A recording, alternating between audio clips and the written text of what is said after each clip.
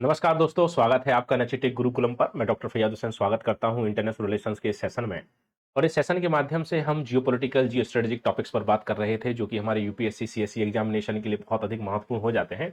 और आज मैं एक ऐसा टॉपिक लेकर आया हूं जो कि जियोपॉलिटिकल और जियो स्ट्रेटेजिक से ज्यादा कह सकते हैं कि रिलीजियस पॉइंट ऑफ व्यू से जुड़ा हुआ है, लेकिन रिलीजियस पॉइंट ऑफ व्यू को हम इंटरनेशनल लेवल पर देखने का प्रयास करेंगे। और इस सेशन में थोड़ा सा ये भी बात करूंगा कि कैसे एक रिलीजन एक फैक्टर हो सकता है दो देशों के बीच अच्छे रिलेशंस बनाने के लिए, और कैसे रिलीजन एक फैक्टर हो सकता है दो देशों के बीच अच्छे संबंधों को खराब करने में। जैसे कि हम जानते हैं कि फॉरेन पॉलिसी का मतलब होता है कि जब दो देश आपस में संबंधों को निर्धारित करते हैं, मेंटेन करते हैं रिलेशंस, तो उसके लिए जिस पॉलिसी को हम लोग यूज करते हैं उसे फॉरेन पॉलिसी, विदेश नीति कहा जाता है। विदेश नीति क्या है कि जब दो देश अपने संबंधों को मजबूत करने के लिए विभिन्न प्रकार के उपकरणों का प्रयोग करते हैं तो उसको विदेश नीति कहते हैं।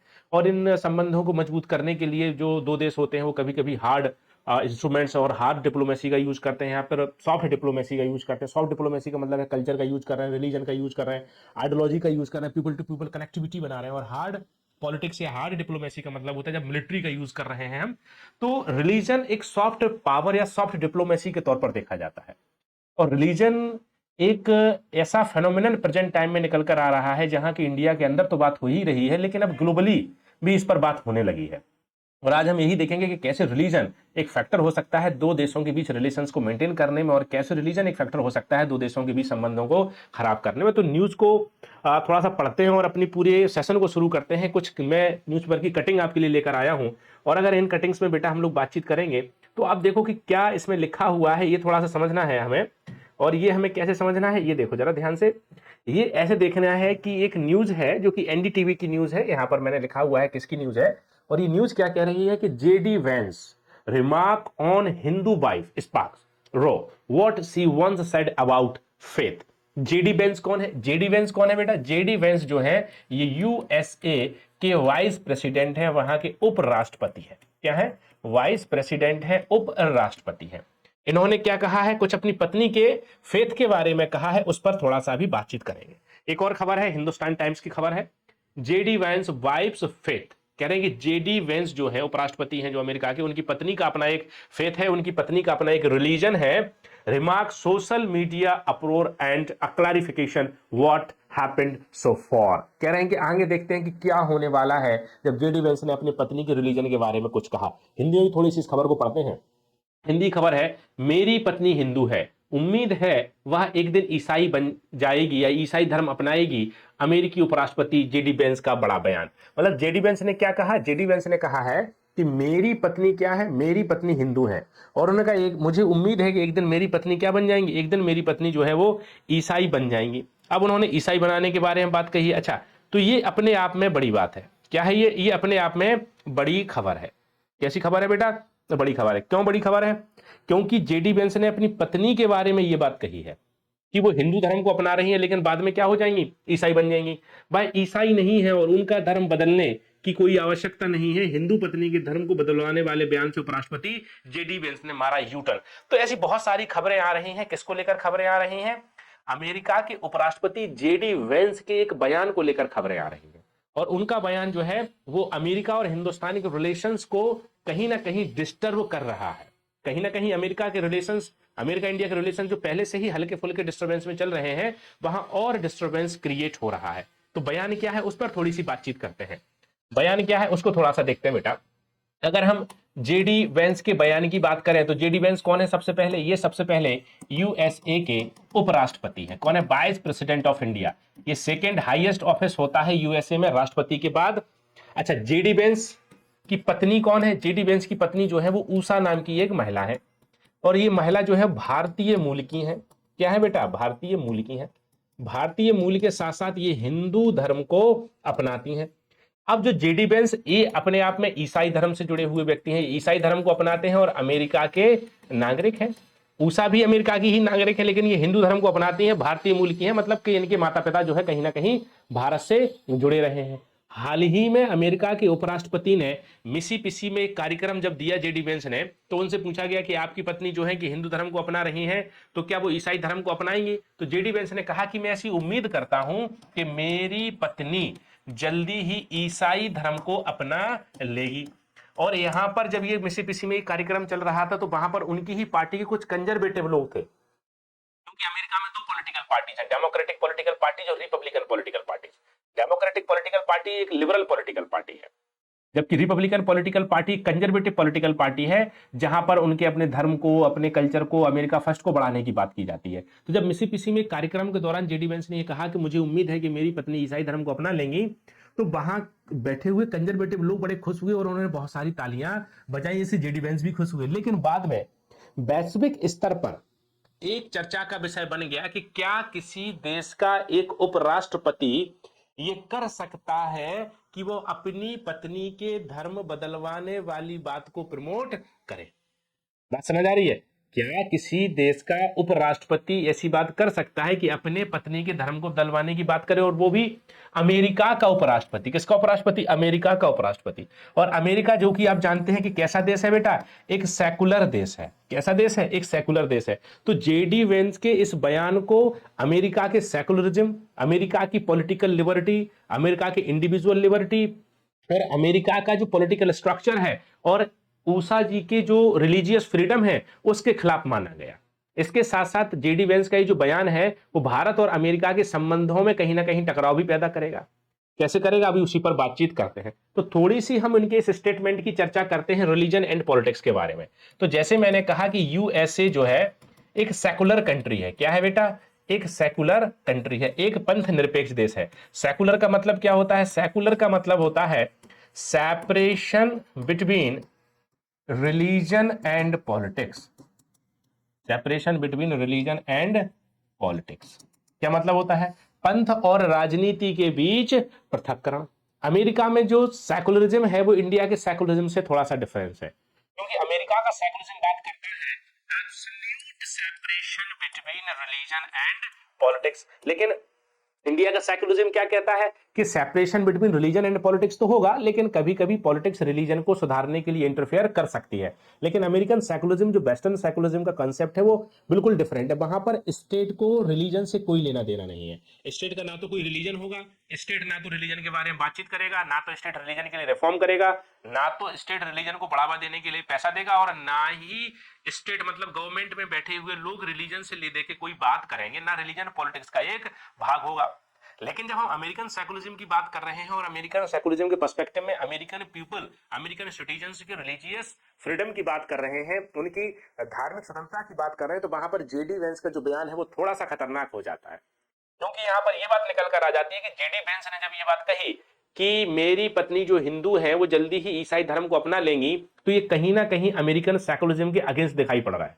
क्योंकि अमेरिकन सेकुलरिज्म क्या है? Absolute separation between religion and politics. JD Vance क्या है? वाइस प्रेसिडेंट ऑफ अमेरिका है, वो स्टेट है, वो गवर्नमेंट है। क्या गवर्नमेंट के पद पर बैठा हुआ व्यक्ति ऐसी बात कर सकता है? क्या वो अपने पत्नी के धार्मिक इंडिपेंडेंस के खिलाफ बात कर सकता है? क्या वो धार्मिक भाषण दे सकता है? क्या वो धर्म को बदलने की बात कर सकता है? क्या वो अपनी पत्नी पर धर्म को बदलने के लिए दबाव बना सकता है? ये अपने आप में गंभीर प्रश्न है। American secularism, American political system, American democracy और अमेरिकन सेकुलरिज्म और डेमोक्रेसी में जो फ्रीडम ऑफ रिलीजन है उस पर ये गंभीर प्रश्न है, गहरे प्रश्न है। इन प्रश्नों को पूछा जाना चाहिए। ऐसे प्रश्नों पर ताली नहीं बजाई जानी चाहिए। हम देखते हैं कि इंडियन पॉलिटिक्स में आप बार बार रिलीजन को यूज करते हैं, तो ठीक है, इंडियन पॉलिटिक्स में आप रिलीजन को कर सकते हैं अगर रिलीजन में रिफॉर्म की बात करें, अगर रिलीजन को सुधारने की बात हुई है। बट अमेरिकन सेकुलरिज्म, वहां पर आज तक ऐसी कोई बातें नहीं हुई। अमेरिका का सेकेंड हाईएस्ट ऑफिसर किसके बारे में बात कर रहा है? अपनी पत्नी के धर्म को बदलवाने के बारे में बात कर रहा है, जो कि सही फेनोमेनन नहीं है, जो कि एक सही तरह की घटना उभर कर नहीं आ रही। तो हम कह सकते हैं कि ये जो इनका बयान है जेडी वेंस का, वो अमेरिकन पॉलिटिकल सिस्टम, अमेरिकन बेटा पॉलिटिकल सिस्टम, अमेरिकन डेमोक्रेसी है ना बेटा, अमेरिकन डेमोक्रेसी, अमेरिका में जो पर्सनल लिबर्टी है, पर्सनल लिबर्टी उसके खिलाफ, और अमेरिका जो कहता है कि हम डेमोक्रेसी के सबसे बड़े पिलर हैं, वहां पर freedom of religion, religious freedom पर एक तरह से ये खतरनाक बात निकलकर आ रही है। क्या रही है? खतरनाक बात निकलकर आ रही है, क्योंकि ये सारी चीजें अमेरिकन कॉन्स्टिट्यूशन की जो बेसिक स्पिरिट है उसके खिलाफ कहीं ना कहीं हमें दिखाई दे रही है। अब सवाल ये आता है कि उनकी जो पत्नी है, क्या वो, उनके पास ये स्वतंत्रता नहीं है कि वो अपने धर्म को अपनाए? तो बिल्कुल उनके पास ये स्वतंत्रता है। अमेरिकन संविधान उन्हें ये स्वतंत्रता देता है कि वो अपने रिलीजन को लेकर चले, लेकिन फिर भी इन्होंने ऐसी बात कही।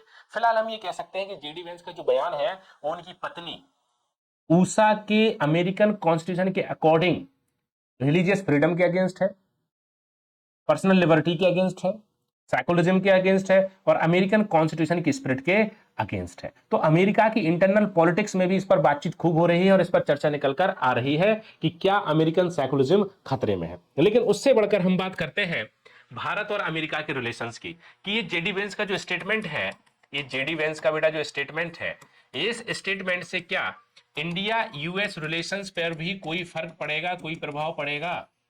तो मेरा मानना है कि निश्चित रूप से इससे इंडिया अमेरिका रिलेशंस पर प्रभाव पड़ेगा, क्योंकि आपको पता है कि इंडिया एक सेकुलर कंट्री है, लेकिन इंडिया में हिंदू पॉपुलेशन 80% है। यूएससी में कितने हैं? क्रिश्चियनिटी जो है काफी क्रिश्चियनिटी है, अमेरिका में मूल रिलीजन है। तो अगर हम इंडिया की बात करें और इंडिया की वर्तमान की जो पॉलिटिक्स है, प्रेजेंट टाइम की जो पॉलिटिक्स है, वो कहीं ना कहीं रिलीजन के आसपास घूमती हुई भी हमें दिखाई पड़ रही है। अगर किसी एक देश का राष्ट्रपति ये कहता है कि उसकी पत्नी जो कि हिंदू है वो ईसाई धर्म को अपना लेंगी, इसका मतलब है कहीं ना कहीं वो ये कह रहा है कि अमेरिका में रहने वाले हिंदू धर्म के लोगों को कहीं ना कहीं ईसाई धर्म को अपनाना चाहिए। इससे जो हमारी आइडेंटिटी है, हिंदू की जो आइडेंटिटी है, वो आइडेंटिटी अमेरिका में खतरे में पड़ सकती है। इसका मतलब है कि अमेरिका के राष्ट्रपति ये कह रहे हैं कि अमेरिका में अब ऐसी सरकारें हैं जो धर्म परिवर्तन के बारे में बात करेंगे, जो रिलीजन के कन्वर्जेशन के बारे में बात करेंगे। तो क्या रिलीजन का कन्वर्जन जब हो रहा है तो वो बात ठीक है? इससे भारत के लोग, जहां 80% हिंदू पॉपुलेशन है, उनकी भावनाएं, उनके सेंटिमेंट्स आहत हो सकते हैं। क्या हो सकते हैं? उनकी भावनाएं आहत हो सकती हैं और इससे जो है भारत और अमेरिका के संबंधों पर गहरा प्रभाव पड़ सकता है। जैसा कि आपको पता होना चाहिए कि भारत और अमेरिका के संबंध पहले से ही काफी डेंजर कंडीशन में चल रहे हैं। कैसे चल रहे हैं कि अमेरिका के राष्ट्रपति डोनाल्ड ट्रंप द्वारा भारत पर 100% टैरिफ लगाया गया और भी भारत के बहुत सारे सामानों पर टैरिफ लगाने की बात की जा रही है। भारतीय वस्तुएं अमेरिका में महंगी हो रही हैं। इसी क्रम में भारत के प्रधानमंत्री श्री नरेंद्र मोदी जी संघाई कोऑपरेशन ऑर्गेनाइजेशन में गए, जहां उन्होंने चीन और रूस के साथ बात करी। अमेरिका बार बार कह रहा है कि भारत को रूस के साथ तेल नहीं खरीदना चाहिए, भारत को अमेरिका के साथ तेल खरीदना चाहिए, वो भी अमेरिका की कंडीशंस पर खरीदना चाहिए। H1B वीजा को भी कठोर कर दिया गया, जिससे जो भारतीय अमेरिका जा रहे थे वो नहीं जा पा रहे हैं। H1B वीजा का जो शुल्क था वो $1,00,000 उस पर बढ़ा दिया गया है, जिससे कि भारतीय वहां ना पहुंच पाए। तो पहले से ही भारत के संदर्भ में आर्थिक रूप से, राजनीतिक रूप से, प्रवासियों के रूप से ऐसे अनेक कदम उठाए गए हैं जहां भारतीयों को अनेक चुनौतियों का सामना करना पड़ रहा है। लेकिन उसी क्रम में एक और गंभीर प्रश्न निकल कर आ रहा है, वो आ रहा है कि अमेरिका के जो उपराष्ट्रपति हैं जेडी वेंस, उनकी धार्मिक भावनाएं भड़काने वाला बयान, और यह बयान कहीं ना कहीं भारत की संपूर्ण हिंदू जो संख्या है उनको प्रभावित कर सकता है। और भारत का ये काम है कि वह अपने देश के जो समुदाय हैं उनकी भावनाओं को देखें और उनका ध्यान रखें। इसलिए अगर भारत के लोगों की भावनाएं आहत होती हैं तो निश्चित रूप से भारत सरकार में भी वह बात परिलक्षित दिखाई होगी और हमारे संबंधों पर कहीं ना कहीं टकराव आएंगे। और ये वाली बात इंडियन सेकुलरिज्म के लिए भी खतरनाक हो सकती है। किसके लिए हो सकती है? सेकुलरिज्म की भी खतरनाक हो सकती है। इसके अलावा ये वाली बात ये बता रही है कि अमेरिका में कंजर्वेटिव जो है अप्रोच ज्यादा बढ़ रही है, रूढ़िवादी बातें ज्यादा बढ़ रही हैं। वहां धर्म जो है राजनीति का एक महत्वपूर्ण मुद्दा होता जा रहा है, धर्म राजनीति के एक महत्वपूर्ण मुद्दे के रूप में उभर रहा है। ये भी गंभीर प्रश्न है। तो अगर हम देखें तो ये कह सकते हैं कि अमेरिका की इंटरनल पॉलिटिक्स और उसके साथ साथ अमेरिका और भारत के क्या संबंध है और ऐसे अन्य देशों के साथ संबंध जहां पर हिंदू जनसंख्या ज्यादा है, क्या अमेरिका के संबंधों पर इन सब का नकारात्मक प्रभाव पड़ सकता है? क्या जेडी वेंस का ये जो स्टेटमेंट है, इस स्टेटमेंट का हमारे जीवन पर और भारत और अमेरिका के संबंधों पर प्रभाव हो सकता है? तो हमें क्या करना है कि हमें थोड़े से क्वेश्चन सोचने होते हैं, उन क्वेश्चंस को फिर हमें थोड़ा सा आंसर फॉर्मेट में लेकर आना पड़ता है। तो जेडी वेंस का एक बयान जिसमें वह अपनी पत्नी के धर्म परिवर्तन कराने की बात कर रहे हैं, क्या वह बयान अमेरिका की इंटरनल पॉलिटिक्स के लिए तो खतरा उत्पन्न कर ही रहा है क्या, और अमेरिका में रहने वाले भारतीय हिंदू समुदायों के आइडेंटिटी के लिए भी खतरा उत्पन्न कर रहा है, और अमेरिका में रह रहे जो हिंदूवादी लोग हैं या हिंदू विचारधारा के लोग हैं, हमारे समुदाय के लोग हैं, क्या उनके लिए भी खतरा उत्पन्न कर रहा है? इसके अलावा क्या यह स्टेटमेंट अमेरिका और भारत के संबंधों को भी नुकसान पहुंचा सकता है? क्या जो पहले से ही अमेरिका और भारत संबंध बैकफुट पर चल रहे हैं वो संबंध और अधिक बैकफुट पर जा सकते हैं? तो इन सभी प्रश्नों को हमें शामिल करना पड़ता है जब हम इन बिंदुओं पर बातचीत कर रहे होते हैं। वैश्विक दुनिया पर बातचीत आप करोगे, ग्लोबल लेवल पर आप डिस्कशन करोगे, वैश्विक स्तर पर आप देखोगे तो एक नया पॉलिटिकल फेनोमेनन उभर कर आ रहा है कि दुनिया के जो विकसित देश हैं उन देशों में कंजर्वेटिव पॉलिटिकल पार्टीज और कहें कि राइटिस्ट पॉलिटिकल पार्टीज का इमरजेंस हो रहा है। अमेरिका में रिपब्लिकन पॉलिटिकल पार्टी कंजर्वेटिव है, राइटिस्ट है, तो ये धर्म को बढ़ावा देने की बात करते हैं, ये कल्चर को बढ़ावा देने की बात करते हैं, हिस्ट्री की बात करते हैं। ऐसे ही जो कि इटली की मेलोनी है, वो भी कंजर्वेटिव पॉलिटिकल पार्टी है इटली की, और वो भी किसकी बात करते हैं, वो भी कल्चर रिलीजन को बढ़ाने की बात करते हैं। ऐसे ही जर्मनी में भी कंजर्वेटिव पॉलिटिकल पार्टी है, जापान में भी कंजर्वेटिव पॉलिटिकल पार्टी है। अभी जापान में जो नई वहां की राष्ट्र प्रमुख बनी है वो भी कंजर्वेटिव पॉलिटिकल पार्टी से निकल कर आ रही है। और भारतीय जनता पार्टी जो भारत में भी है वही वो भी कहीं ना कहीं राष्ट्रीय अप्रोच और कंजर्वेटिव पॉलिटिकल पार्टी है। तो आप देखो कि दुनिया में एक नए तरह के फेनोमेनन का डेवलपमेंट हो रहा है जहां कंजर्वेटिव पॉलिटिकल पार्टीज इमर्ज हो रही हैं। और कंजर्वेटिव पॉलिटिकल पार्टीज इमर्ज होने का मतलब होता है कि वो नेशन फर्स्ट की बात करेंगे, वो रिलीजन की बात करेंगे, वो कल्चर की बात करेंगे, वो ग्लोबलाइजेशन के अगेंस्ट जाने की बात करेंगे, वो एक देश के उत्थान की बात करेंगे, पूरी दुनिया के उत्थान की बात नहीं करेंगे। तो अगर किसी देश का उपराष्ट्रपति, वो भी अमेरिका जो दुनिया का सबसे शक्तिशाली देश है, उस देश का उपराष्ट्रपति इस प्रकार की स्टेटमेंट देता है, तो इसका मतलब है कि कहीं ना कहीं व्यक्तिगत स्वतंत्रता, कहीं ना कहीं धार्मिक स्वतंत्रता, कहीं ना कहीं लोकतंत्र और कहीं ना कहीं सेकुलरिज्म जैसी चीजें खतरे में है। और वैश्विक समुदाय को इस ओर अपनी नजर देनी चाहिए। और यूपीएससी विद्यार्थी को तो निश्चित रूप से इन सारे फेनोमेनन को पढ़ना चाहिए। और इसके साथ साथ इनका यह कथन भारत और अमेरिका संबंधों को भी नुकसान पहुंचा सकता है।